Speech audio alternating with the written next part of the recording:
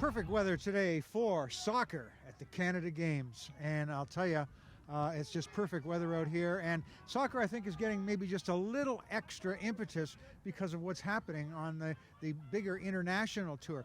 And with me today is Frank DeChellis, who's the coach of the Niagara team, and he's been coaching for over 20 years, and you have seen quite an evolution in soccer in this country, men's and women's. At the participation level, it's been very big for a long time. But at the exposure level now, in terms of coverage on TV of our men and women, and just general sports fans starting to follow our men and women, it's been very exciting. Like, people now know the names of a lot of players that they didn't before. Okay. So tell me, over the years, what has happened to suddenly in the last, especially with the men's side, women have been successful internationally for a while now, but the men's are just sort of coming towards the front right now. What has happened here? Well, if you want to,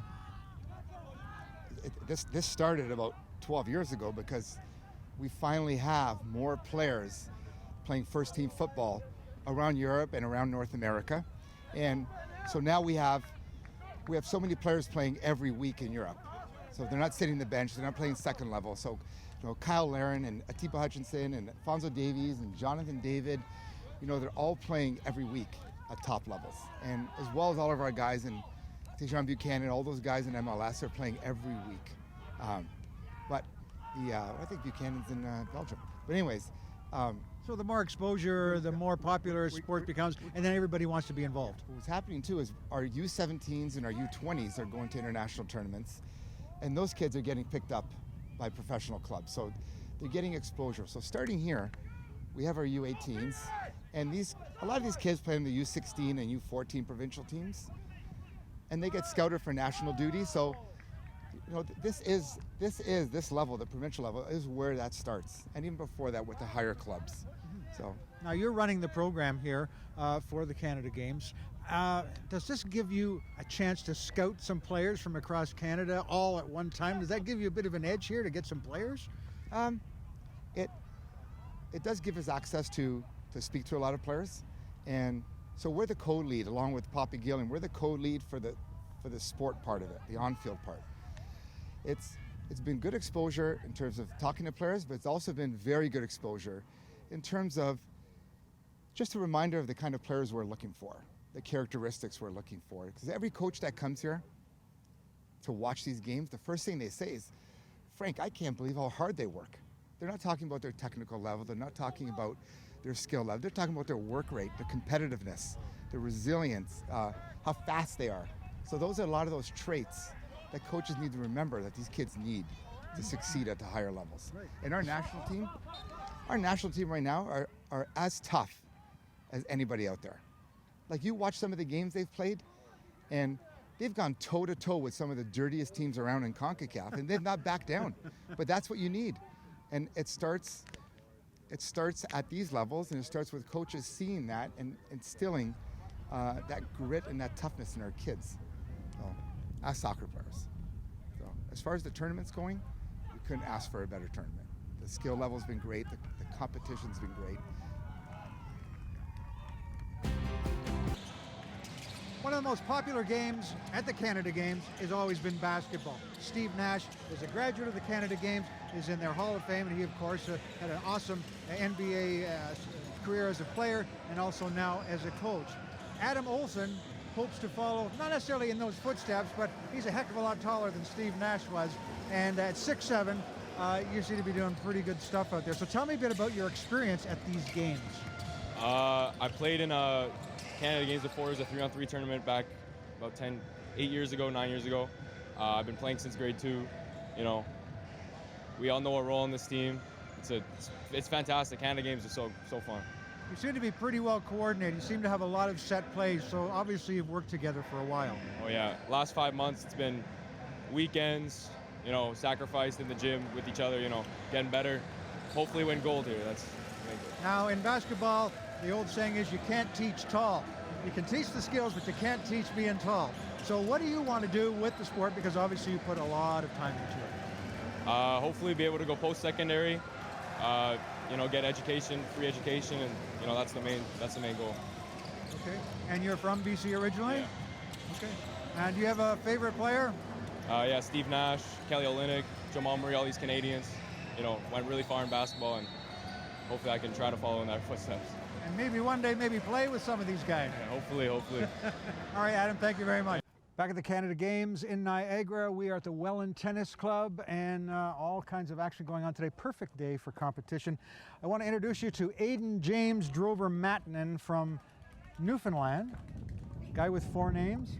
Took me a while to practice this. He's very proficient in many things. We're going to talk about this quickly. Schoolwork, tennis, but also collecting pins, and you have done a lot of pins. You've done quite well so far compared to some people. Compared to some people, that's for sure. Basically how it works, you have a bunch of pins that your province gives out to you, every single athlete, and it's a big thing here, trading them, trying to get good deals. A lot of people are very, very competitive about it.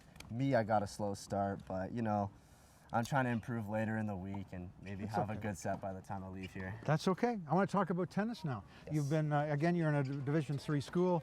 What's the competition like here? What have you seen here? The competition is super, super strong here. A lot of the best players in the country are out here, some junior Grand Slam players. Everybody knows each other, so it's very competitive on the court, but once you get off the court, you see a lot of your friends, and it's a really good environment. Rumor has it that although you're in a Division III school, you could have played up, Yes. but you decided to stay in Division III because? A lot of the Division III schools are more academically oriented, and I want to study computer science, which is traditionally a harder major. My school is an engineering school. It's called Rensselaer Polytechnic Institute, and it's very good in computer science. I want to go there so I get a good balance of tennis and school. Now, a lot of people who will watch this will say, my kid is good in tennis or soccer, or basketball, or whatever the sport is. Yes. How do I get seen by schools in the States? Because that's always a big question. So. Right. I had a non-traditional recruiting year because it happened during COVID. So personally, what I did is I did a lot of filming. I reached out to a lot of coaches via email. There are some online, like Tennis Recruiting Network, which is where players can be discovered by coaches. You make an account. But I did lots of filming, so not only me training on the court, but more non-traditional things like my fitness. And we didn't have access to a court. It was in the winter, so I actually set up something with my brother in a parking lot and sent that to coaches. That seemed to be pretty well received. Okay, so even from Newfoundland, you can get taken into the States, so why not any kid in any part of Canada, an opportunity to get down there and get some university education and play the States as well. Continued success, my friend. Thank you so much.